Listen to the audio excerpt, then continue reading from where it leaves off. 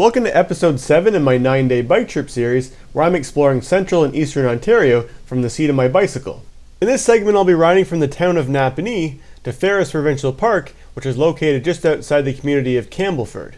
After spending a good portion of the previous 2 days riding through the Canadian Shield, the territory I'll be covering today is almost entirely farmland.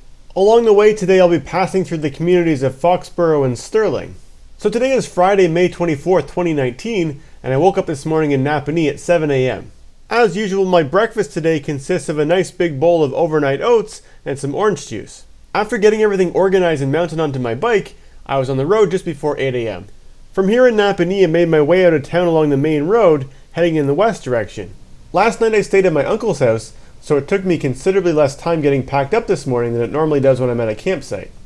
So far the sky is completely overcast this morning, with not a hint of sunshine, but at least there's no rain in the forecast. When I left this morning the temperature was 15 degrees Celsius, so I started out wearing my jacket, but after 8 kilometers I was ready to take it off. At that same juncture I made a right turn and started heading north. Immediately after making that turn, I could feel that the wind today is coming from the north. Here I'm crossing over Highway 401. I'm currently riding on Deseronto Road, which leads in the other direction to a community called Deseronto. I turned left and started heading west again.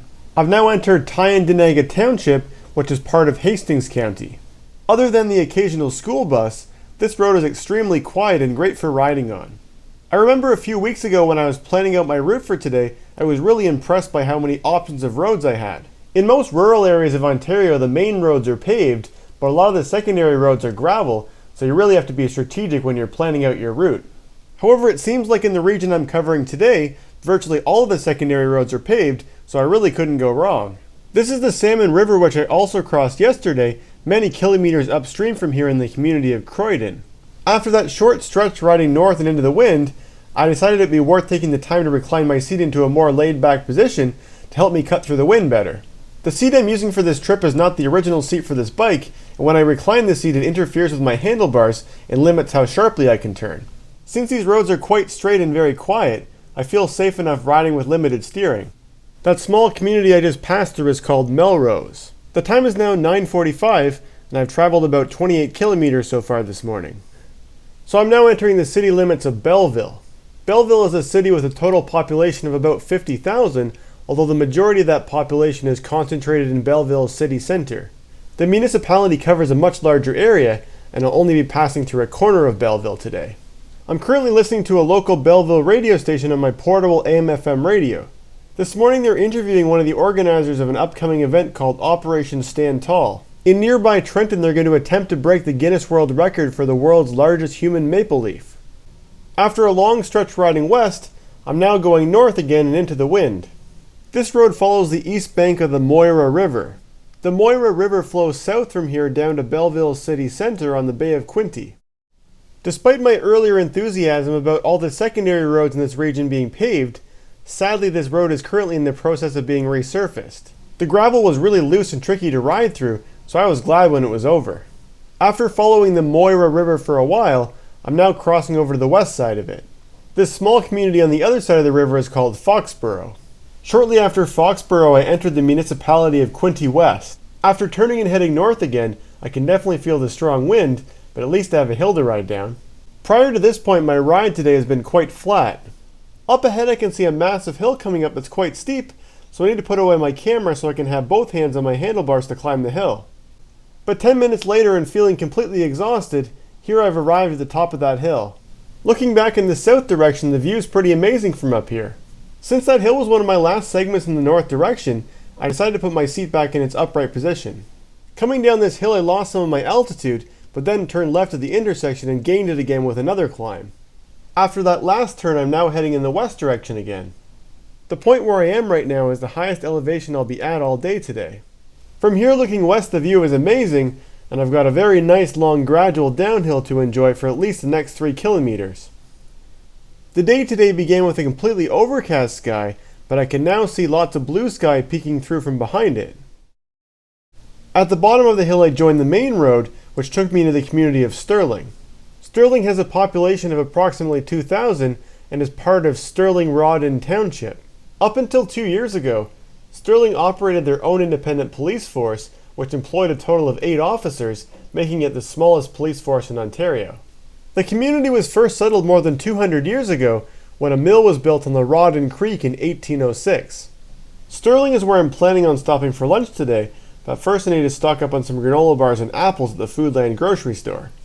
There are a few interesting restaurants to choose from, and I decided on Savory House Chinese cuisine.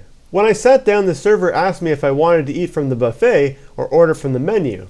I felt it necessary to ask what the price of the buffet was first, and she laughed. She seemed noticeably embarrassed to tell me that the price of the buffet was only $8.95, which is obviously a lot less than I was expecting. There were lots of delicious things to choose from the buffet, so it was an easy choice, but I was careful to exercise some restraint in the quantity of food that I ate, since I still have another 30 kilometers to go to my campsite. I made my way out of Sterling heading in the west direction. At this point the sun has come out in full display, with lots of blue sky and many white puffy clouds. Outside of Sterling, this road becomes another really quiet paved secondary road with farmers' fields on both sides. This road also forms the boundary between Quinte West and the township of Sterling-Rawdon. The time is now just after 1 p.m., and with only 25 kilometers left to ride, I'll probably be arriving at my campsite earlier today than ever before. I've now turned and am heading north along a road called Wingfield. This road forms the boundary between the township of Sterling-Rawdon and the municipality of Trent Hills. This here is Hordes Creek, which is a tributary of the Trent River. The temperature is now warmed up to about 20 degrees Celsius, which is just about the warmest temperature I've experienced on this trip so far. Last year I did a similar trip during the exact same week in the year, but the temperatures on many days were in the high 20s. I actually prefer this cooler weather and find it more comfortable for cycling. I'm now heading west again and have entered the municipality of Trent Hills, which is part of Northumberland County. The reason why they call it Trent Hills became apparent very quickly. The next 10 kilometers of my ride are going to be a roller coaster of rolling hills. This small community is called Burnbrae, which is also the name of the road I'm riding on. These rolling hills are what you describe as drumlins, which are an architectural feature created by glaciers. When riding through this terrain, it's fun to challenge yourself to ride as fast as you can down the hills and use that kinetic energy to help you get as far up the next hill as possible. I know it's hard to tell from this clip, but my top speed on this descent was actually more than 50 kilometers per hour. There's a lot of energy loss from friction and air resistance, so I only made it about 3/4 of the way up before I needed to start pedaling again. Oh shoot, I forgot my camera. Despite all the exhausting hill climbing, I'm really enjoying riding on yet another quiet paved secondary road. If you're looking for somewhere to ride with lots of nice quiet roads like this, I definitely recommend checking out Hastings and Northumberland counties. I'm now riding a short section in the south direction. The fragrance from these flowering shrubs is strong and quite pleasant. The time is now 2:45 and I've ridden my bike 89 kilometers.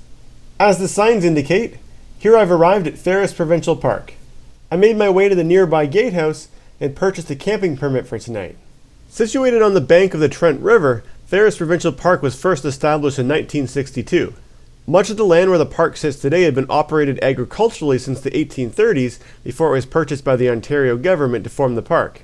The name Ferris is the last name of one of the families who farmed the land and donated the first portion of land which prompted the creation of the park. So when I arrived at my campsite, I was quite disappointed to see that the picnic table was missing some big pieces and was really not very safe to use. When you're paying nearly $43 a night for a small plot of land with a fire pit and a picnic table, at the very least you hope you'll be able to use your picnic table. So I called the park office and they allowed me to switch to another site instead. The mosquitoes here aren't quite as bad as Charbot Lake, but there's still a lot of them, so I quickly got to work pitching my tent so I could escape them. Since I arrived so early, I took a nice long rest and also did a minor repair to my bike before going to explore the park. A distinct feature of Ferris Provincial Park are the dry stone walls throughout. These walls were first built in the late 1800s by a Scottish caretaker who worked at the Ferris farm. His technique uses carefully selected pieces of stone which are neatly fit together without the use of any mortar. Built into the sides of the walls there are these stiles which allow people to climb over the walls.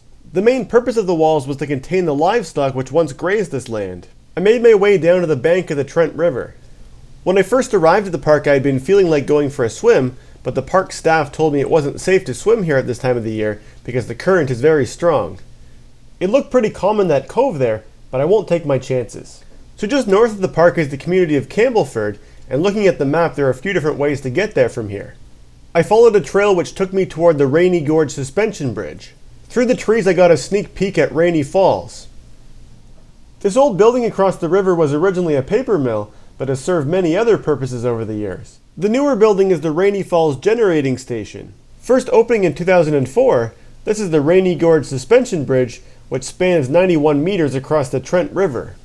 The bridge was originally conceived and funded by the Rotary Club of Campbellford, but it was ultimately built by the 8th Wing CFB Trenton engineers as a military exercise.